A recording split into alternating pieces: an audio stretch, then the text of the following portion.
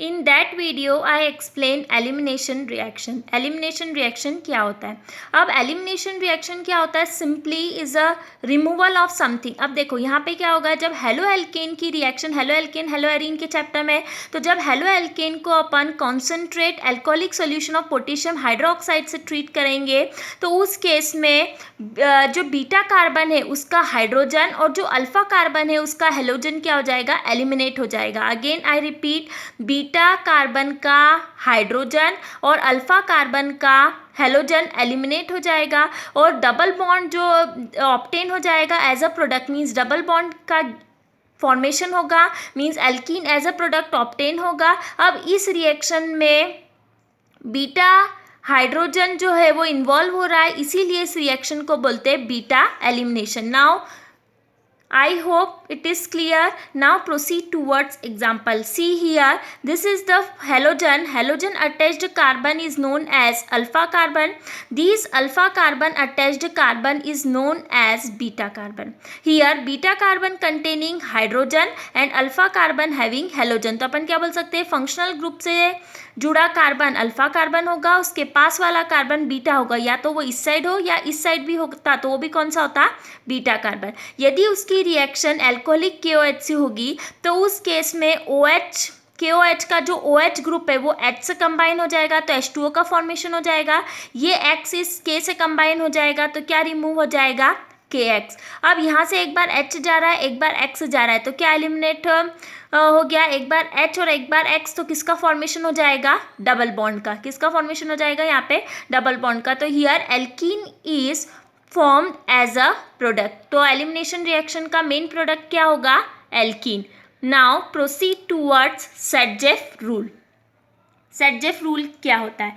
सबसे पहले यदि when only one type of beta hydrogen is present, यदि एक ही प्रकार का बीटा हाइड्रोजन है, देखो यहाँ पे एग्जांपल मैंने लिया है आइसोप्रोपाइल ब्रोमाइड। यदि आइसोप्रोपाइल ब्रोमाइड में जो Br जो उस कार्बन से जुड़ा है उसको मैंने अल्फा कार्बन दिया है, उस अल्फा कार्बन के पास वाले जो दोनों कार्बन है उनको मैंने नाम दिया है बीटा कार्बन।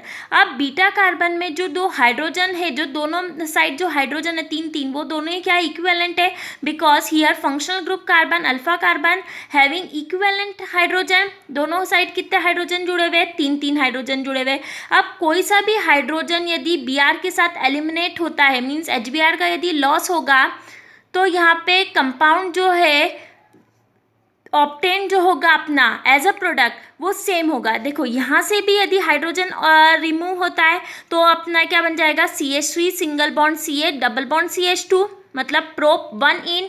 और हाइड्रोजन यदि यहाँ से भी रिमूव होता है तो CH2 डबल बॉन्ड यहाँ पे आ जाएगा CH और सिंगल बॉन्ड CH3, मीन्स दोनों ही केस में डबल बॉन्ड की पोजीशन फर्स्ट और सेकेंड कार्बन के बीच में होगी। यदि अभी इधर इस साइड डबल बॉन्ड है तो अपन ऐसे नंबर कर देंगे 1 और 2, और डबल बॉन्ड यदि इस साइड आ गया तो अपन नंबर कर देंगे 1 और 2। So in both the case propene is obtained as main product from isopropyl bromide.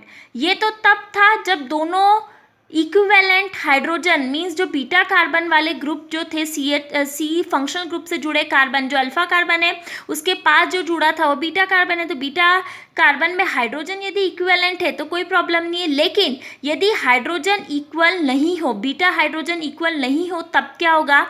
देखो आगे देखते हैं। When all beta hydrogen can not be equal, the alkene normally produce is highly substituted one. अब देखो यहाँ पे तो एल्कीन एक ही प्रोड्यूस हुआ है क्योंकि दोनों बीटा हाइड्रोजन क्या थे? इक्वल थे। आइसोप्रोपाइल ब्रोमाइड या आइसोप्रोपाइल ब्रोमाइड का केस है तो दोनों बीटा हाइड्रोजन क्या इक्वल है, तो एक ही एल्कीन प्रोड्यूस हुआ है।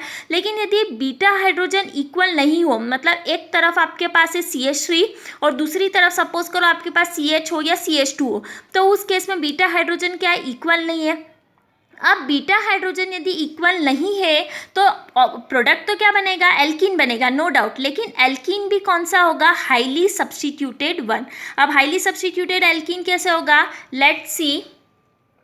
That is one with the largest number of alkyl group bonded to the double bond more alkylated means जो प्रोडक्ट ऑब्टेन होगा डबल बॉन्ड कौन सी साइड होगा, उस साइड होगा जिस साइड जो है वो कार्बन क्या है ज़्यादा, और इसी स्टेटमेंट को अपन बोलते हैं Saytzeff rule. See in that example CH3 single bond CH से जुड़ा है Br, इधर CH2 CH3। अब यहाँ पे देखो अल्फा कार्बन से दो कार्बन जुड़े हुए, दोनों कौन से, बीटा कार्बन ले, और उसके पास वाला एक कार्बन, अब इस साइड लेफ्ट में एक कार्बन हो रहा है। अब यहाँ पे देखो, यहाँ पे CH2 और यहाँ पे क्या है CH3। अब यहाँ पे दोनों बीटा कार्बन इक्वल है क्या, नहीं है।